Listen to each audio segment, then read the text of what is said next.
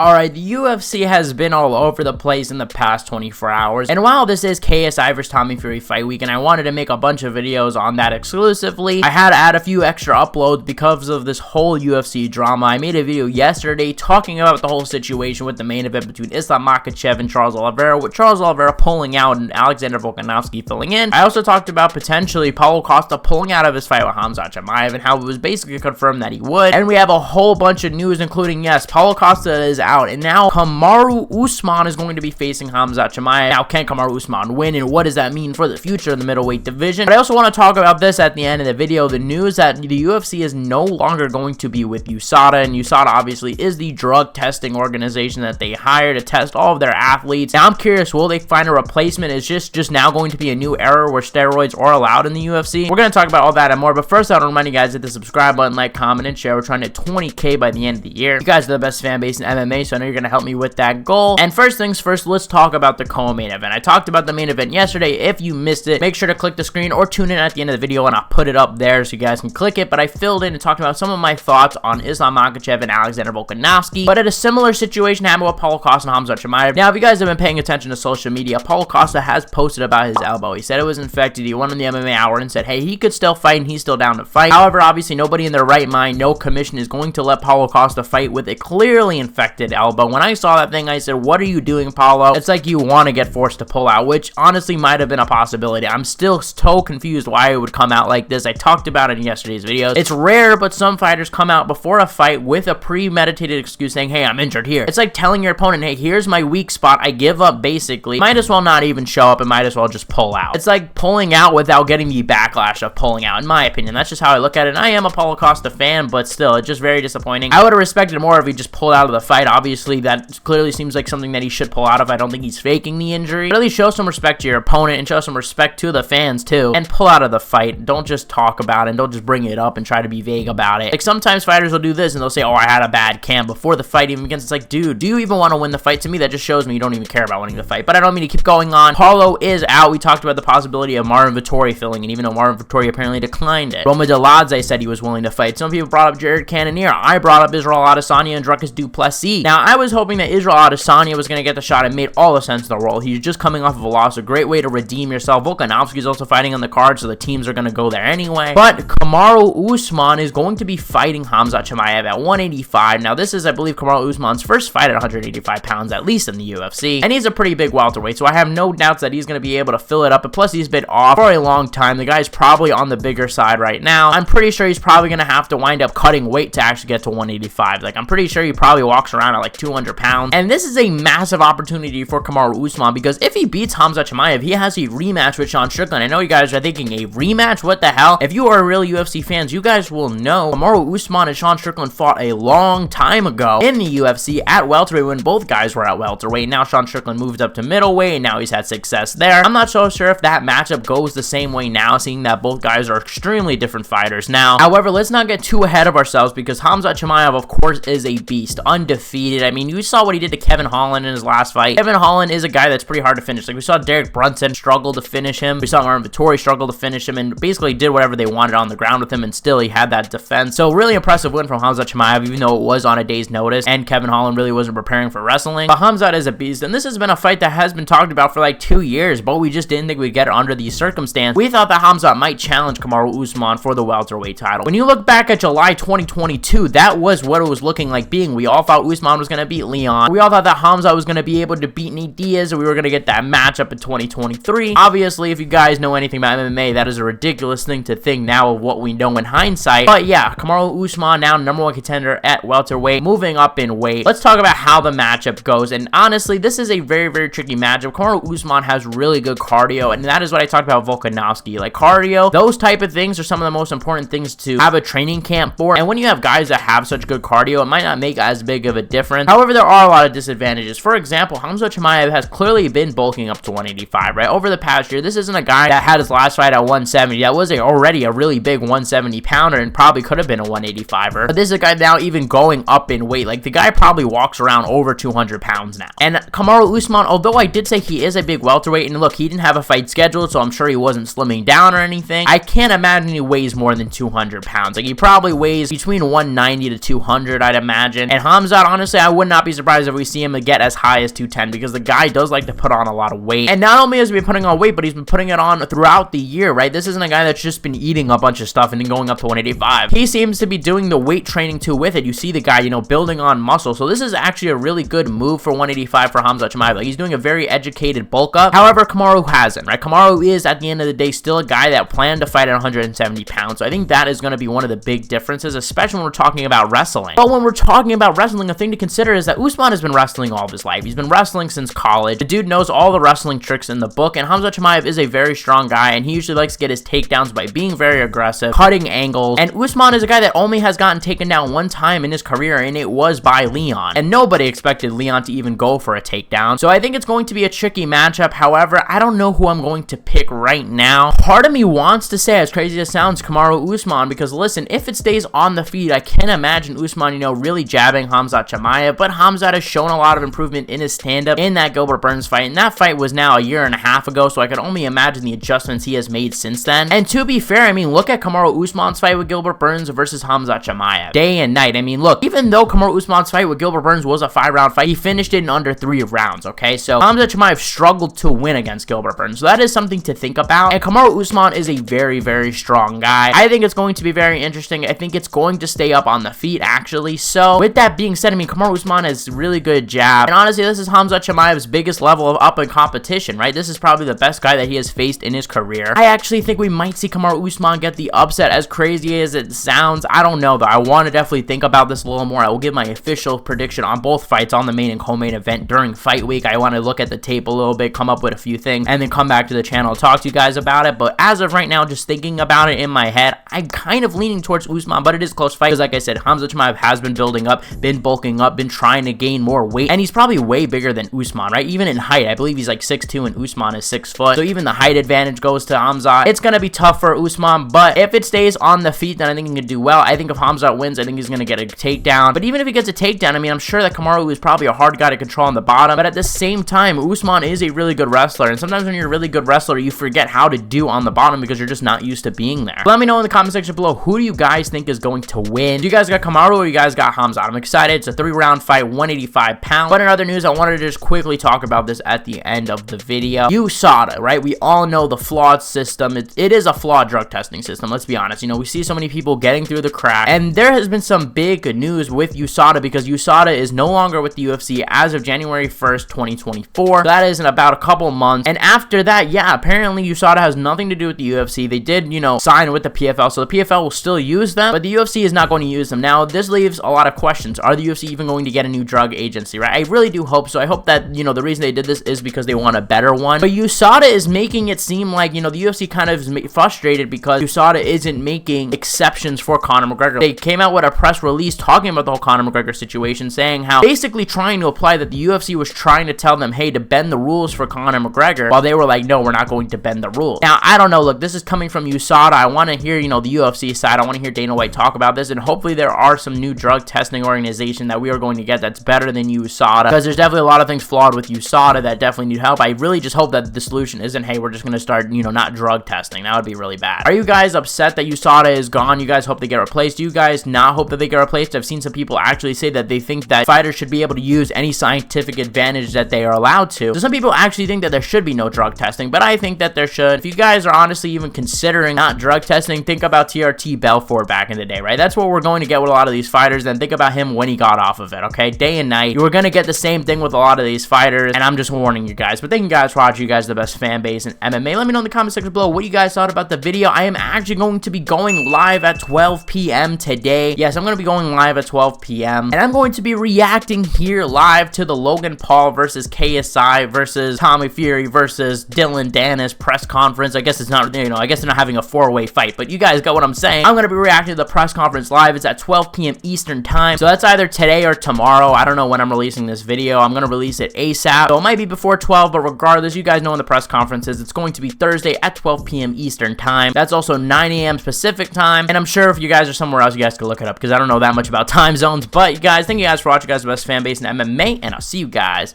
in the next one.